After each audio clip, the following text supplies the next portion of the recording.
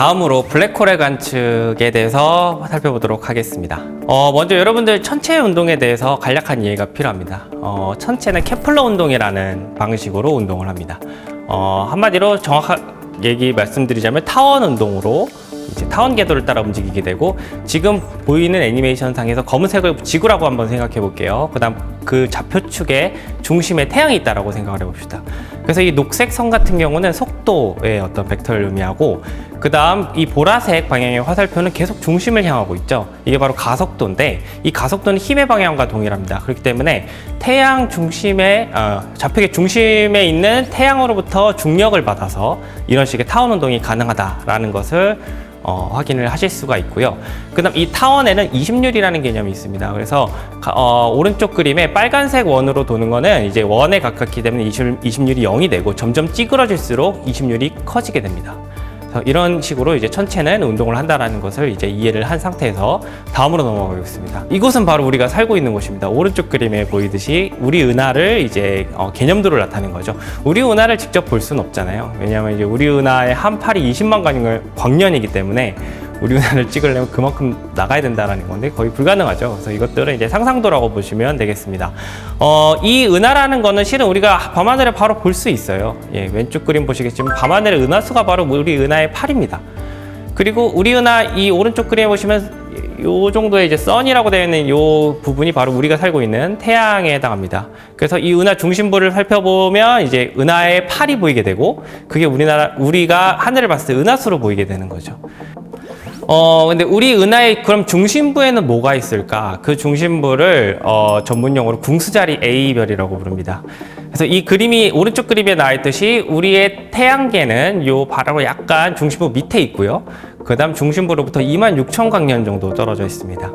그리고 중심부를 이제 우리 은하의 중심이다 보니까 천문학자들이 굉장히 관심이 많았겠죠. 그래서 거기를 자주 들여다봅니다. 그래서 왼쪽 그림 같은 경우는 우리 은하 중심부를 X선 촬영으로 촬영한 사진이라고 생각하시면 되겠습니다. 그럼 우리 은하의 중심부를 들여다봤더니 무슨 일이 벌어지냐? 제가 별표한 거 있죠, 가운데. 이게 바로 앞서 얘기했던 궁수자리 A별에 해당합니다. 우리 은하 중심부인데요.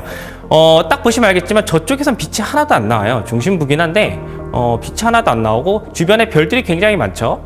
예, 별들이 운동을 하고 있죠. 완전 주변이 난리가 났습니다. 이게 별 하나당 태양보다도 더 큰 엄청난 무게의 별들인데 잡아 당기고 끌고 뭐 놓아주질 않죠. 예, 그 말은 이 가운데 빛은 내지 않지만 엄청나게 무거운 질량의 물질이 있다라는 말입니다. 그 다음 이 무거운 질량 주변으로 이렇게 타원 운동하는 별들 보이시죠? 예, 천체의 기본적인 운행입니다. 그래서 이 사람들이 이제 과학자들이 이 타원 그 궤적과 별들의 여러 가지 궤적을 분석한 결과, 이 중심부에는 태양의 400만 배에 해당하는 질량을 가진 천체가 반드시 있어야 된다라고 결론을 내립니다. 그리고 그 크기는 굉장히 태양계만한 사이즈, 이 어떤 은하 스케일로 보면 굉장히 작은 거죠. 거기에 모여 있어야 된다는 거죠. 이건 어떻게 하냐면, 이게 굉장히 클 경우 별들이 부딪히겠죠, 전부. 근데 부딪히지 않고 깔끔하게 이런 타원 운동을 하는 걸 보아하니 대략 이 가운데 있는 궁수자리 A별이 어느 정도 크기인지를 추정할 수가 있는 거죠. 근데 이렇게 작은 공간에 이렇게 큰 질량이 모여 있으려면 현재로서 우리가 생각할 수 있는 유일한 후보가 초대 질량 블랙홀밖에 없다는 것입니다. 그래서 이 관측은 밑에 보시면 캑 UCLA 그룹이라고 돼 있죠. 그래서 게즈 그룹이 이제 거의 30년에 걸쳐서 관측한 결과입니다. 예, 그걸 통해서 우리 은하 중심부에 초대 질량 블랙홀이 있다는 것을 간접적으로나마 밝혀낼 수 있게 됐고, 이게 바로 노벨상 수상의 결정적인 사유가 되는 것입니다. 여기에 사용된 망원경을 간략하게 말씀드리겠습니다. 왼쪽에 보이는 건 VLT라는 망원경이고 겐첼 연구팀이 사용했습니다. VLT는 다른 게 아니고 베리 라지 텔레스코프의 약자입니다. 뭐 굉장히 허무하죠. 저도 처음 듣고 되게 허무했는데, 얼마나 크냐면 이 망원경에는 반드시 이제 거울을 사용해야 되는데 거울의 직경이 8m나 됩니다. 그리고 거울을 여러 개를 조그맣게 만들어서 이어붙인 게 아니라 다 단일 거울입니다. 예, 세계에서 가장 큰 단일 거울이라고 합니다. 그래서 VLT를 이용해서 은하 중심부를 관찰했다. 그다음 오른쪽에 보이는 거 캑 망원경이라는 겁니다. 이건 하와이에 있고요. 게지 연구팀이 사용했습니다. 여기는 가운데 보시면 알겠지만 벌집 구조처럼 육각형들이 조밀조밀 모여있죠. 그래서 이 36개의 거울을 각각 이어붙였고 각각이 독립적으로 컨트롤이 가능합니다. 그래서 약간 반사되는 각도를 잘 조절해서 초점이 잘 맞춰지도록 하는 그런 초거대 망원경이 되겠습니다. 그래서 겐첼과 게즈는 각각 독립적인 연구팀을 이끌면서 이 두 망원경을 운영했고 이것들을 정교하게 발전시켜 나가서 우리 은하 중심부들을 관찰하게 된 거죠. 여기서 사용된 테크닉을 살짝 말씀드리면 적응광학이라는 것이 사용됩니다. 그래서 왼쪽 그림 보시면 알겠지만 빨간색은 이렇게 약간 그 대기를 지나면서 공기 때문에 왜곡된 어떤 빛이라고 보시면 됩니다. 대략 대기가 100km 정도 되는데 빛을 가만히 두지 않습니다. 온갖 뭐 온도 변화, 뭐 구름 여러 가지 현상 때문에 이것들이 상이 휘어지게 되고 그것이 반사돼 가지고 오른쪽 파란색 파면으로 다시 바뀌는 건데 왜곡에 대한 정보를 수집해서 거울의 표면을 미세하게 바꿔버립니다. 그래서 오른쪽으로 깔끔한 반사광이 나올 수 있도록 이런 식의 기술을 적응광학이라고 부르게 되는 겁니다. 그래서 적응광학을 적용하면 왼쪽은 이제 적응광학을 적용하지 않은 별빛인데 대기 왜곡 때문에 뭐 도저히 이게 별이 몇 개인지도 알 수가 없고 아예 확인을 할 수가 없죠.